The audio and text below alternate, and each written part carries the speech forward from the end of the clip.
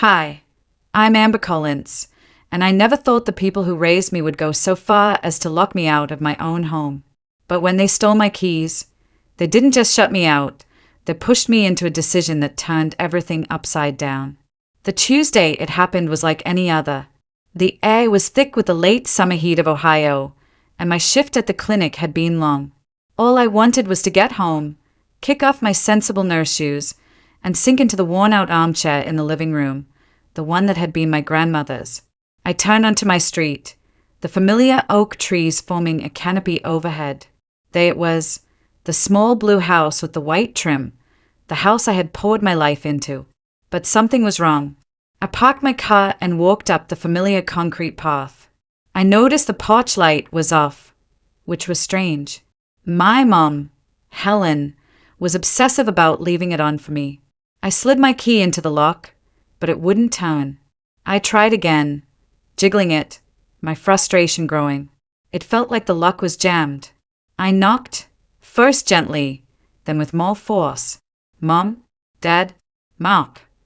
Before we dive in, make sure to like this video, subscribe to the channel, and drop a comment below telling me, where in the world are you watching from? I love seeing how far this story travels. The curtain in the living room window twitched. My mother's face appeared in the gap, but she wasn't rushing to the door with a worried expression.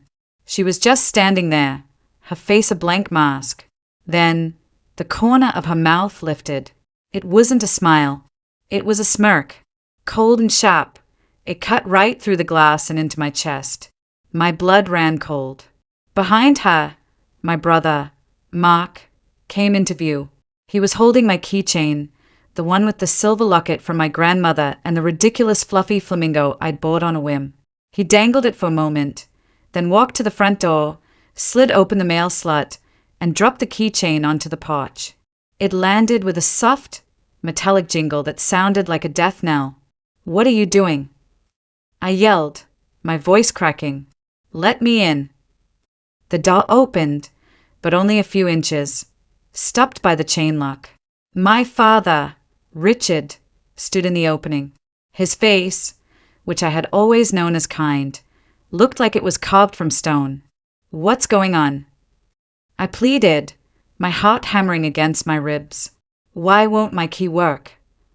"We changed the locks, Amber," he said, his voice flat and devoid of any emotion. I stared at him, confused. "Change the locks? Why? You could have just given me a new key." My mother's voice came from behind him, sharp and superior. "There is no new key for you." The pieces started to click into place, but my mind refused to accept them. This was my family. This was my home. This couldn't be happening. I begged them to explain. I asked what I had done wrong. Mark laughed from somewhere inside, a sound that made my skin crawl. My father's eyes didn't meet mine. He stayed at a spot just over my shoulder as he delivered the final blow. "We've decided your brother deserves this house more," he said, the words as casual as if he were discussing the weather. "He needs to start his life, build a family. You've had your chance, now leave." The humiliation burned hotter than the summer air. My chance? What did that even mean? I looked to my left and saw Mrs. Gable from next door, frozen with her watering can poised over her petunias, her eyes wide.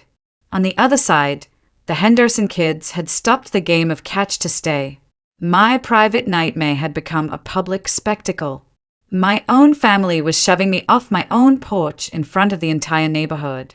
"You can't do this," I whispered, the fight draining out of me, replaced by a deep, hollow ache. "This is my home, too." My father's expression didn't flicker. Not anymore. He closed the door. The chain rattled. The bolt slid home, and I was left standing on the porch, alone.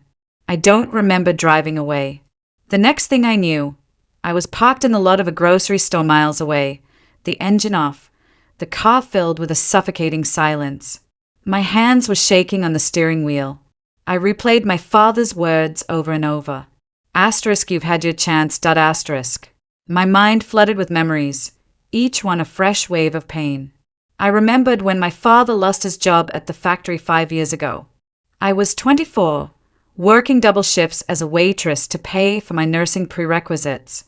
Every week, I'd come home and slide an envelope of cash onto the kitchen table to cover the mortgage payment. My parents never called it a loan. They called it chipping in. I saw now that they had just been taking. I remembered the winter 2 years back when the roof started leaking. A storm had blown through, and water was dripping into the attic. My father said he'd get to it, but he never did. Mac complained that he was too busy with his online gaming tournaments. So I was the one who climbed onto the icy roof with a bucket of tar, patching the shingles myself while my brother watched TV through the living room window. My hands were numb for hours after, but the house was safe. The sharpest memory, the one that truly shattered me, was from years earlier. I was 19, and I had just received a small inheritance after my grandmother passed away. It wasn't a fortune, but it was enough to pay for my first 2 years of college outright. I had the acceptance letter from Ohio State pinned to my wall. My dream was right there. But my parents were on the verge of losing the house to foreclosure. One night, my mother sat me down at the kitchen table, tears in her eyes. "It's for the family, Amber," she'd said, her hand on mine. "It's an investment in all of us. This house is your future, too." So I did it. I walked into the bank with them and put my entire college fund, every last penny my grandmother had left me, into the down payment that saved our home. ** home. I now understood. The house existed because of me. The roof over their heads was dry because of me. The mortgage was paid because of me. And now, I was being erased. I had been nothing more than a placeholder, a tool to be used and discarded when my more deserving brother was ready to take his rightful place. I finally managed to drive to the small apartment I rented closer to the hospital. I'd kept it as a quiet place to study and to sleep after long shifts, a little sanctuary no one in my family ever cared to visit. Now, it was my only refuge. I walked into the sterile, unfamiliar space and sat on the edge of the bed, staring at my empty hands. No keys, no home, no family. The silence in the room was deafening, amplifying the screaming in my head. My life, as I knew it, was over. I felt a despair so profound it was like drowning. I curled up on the bed, pulling a thin blanket over me, and for hours I just lay there, hollowed out. But as the sleepless night wore on, a different feeling began to surface beneath the grief. It was a slow, quiet burn of anger. They thought they had won. They thought I was weak, that I would just cry and disappear. They had underestimated me my entire life. My eyes scanned the small apartment. In the corner was a stack of boxes I'd never fully unpacked. One of them was labeled in my grandmother's elegant, looping script, * for Amber, personal. *. I slowly got up, my movements stiff. I pulled the box out and opened it. Inside were photo albums, old letters, and her favorite porcelain bird. And beneath it all was a thick manila folder. I'd seen it before when I first went through her things, but in my grief, I had put it away without much thought. I lifted it out. My name was written on the tab. I opened it, and my breath caught in my throat. It was filled with legal documents, deeds, titles, and a last will and testament. My grandmother, a shrewd and practical woman who had seen the way my parents favored my brother even when I was a child, had not left her estate to her son. She had bypassed him completely. The documents clearly stated that she, as the original owner of the house, had transferred the title into a trust, and the sole beneficiary of that trust, upon her death, was me, Amber Collins, me, and me alone. The house was legally mine. It had always been legally mine from the moment she passed away. My parents were, in the eyes of the law, tenants who had just illegally evicted their landlord. A strange calm washed over me. I wasn't hysterical anymore. I wasn't heartbroken. I was something else entirely. I walked over to my desk and sat down, the folder in my lap. I didn't have to beg. I didn't have to plead. I only had to act. The next morning, I called my grandmother's attorney, Mr. Davies. His voice was warm and kind, just as I remembered. Amber, it's good to hear from you, though I'm sorry for the circumstances, he said after I explained the situation in a calm, steady voice. He was silent for a moment. I was afraid this might happen one day, he said softly. Your grandmother was a very wise woman.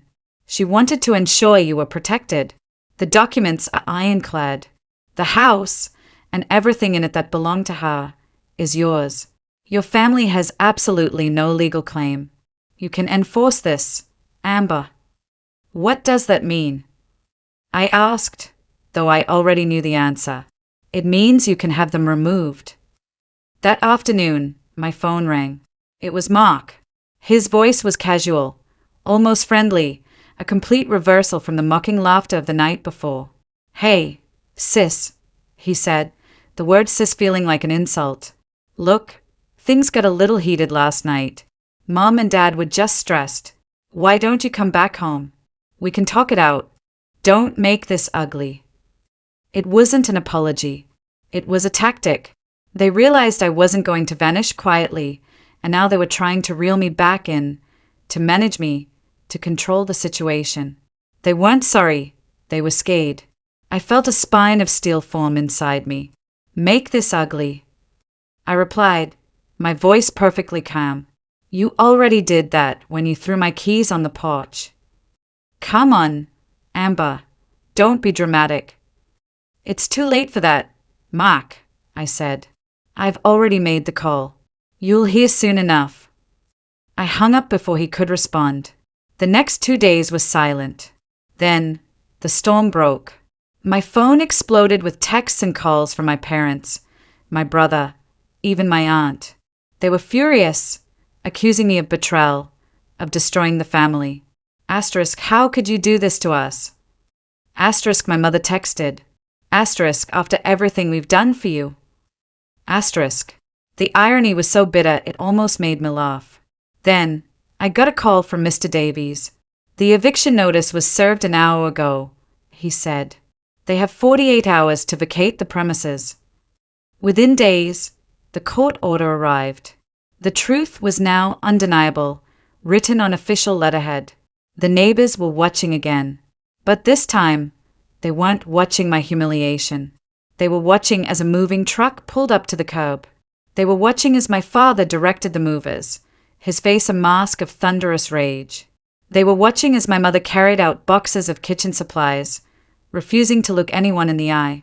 They were watching as my brother loaded his video game consoles into the back of his car, his posture slumped in defeat. The day they were supposed to be out, I drove to the house. I parked my simple car across the street and waited. I didn't come to gloat or to triumph. I came with the quiet dignity my grandmother had taught me. A sheriff's car was already there, ensuring the process was orderly. As the last moving truck pulled away, I got out of my car and walked up the path.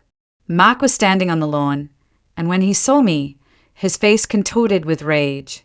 You, he shouted, taking a step toward me. You think you can just kick us out? This is our home. The sheriff, a large man with a calm demeanor, stepped between us. Son, the court has ordered you to vacate. He held up a paper. This property belongs to Ms. Amber Collins. Mark stared at the paper, then at me. The smirk he once wore, the one that had haunted me for nights, crumbled. It was replaced by a look of utter, powerless silence. He had nothing left to say. There were no more lies, no more manipulations. There was only the quiet, unchangeable truth. I walked past him, up the steps, and to the front door. Mr. Davies had sent a locksmith earlier. In my hand, I held a single, shiny new key. It slid into the lock and turned with a smooth, satisfying click. I stepped inside. The house was empty, echoing with the ghosts of their presence. But it was my house. I walked through the rooms, running my hand along the walls.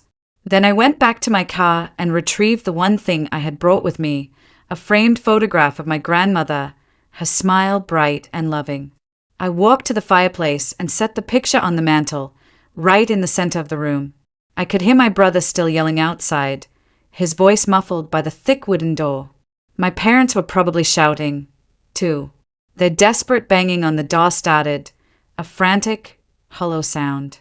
It faded into the background as I stood there, looking at my grandmother's face. I whispered to her, my voice thick with emotion, "We are home again." I didn't gloat. I didn't scream back at them. I simply walked to the front door, turned the deadbolt, and locked it, this time with new keys in my own hands.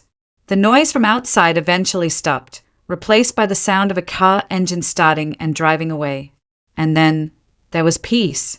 When they tried to erase me, I didn't fight with noise. I made one call, and the truth spoke louder than anything. If you've ever been betrayed by the people closest to you, drop your thoughts in the comments.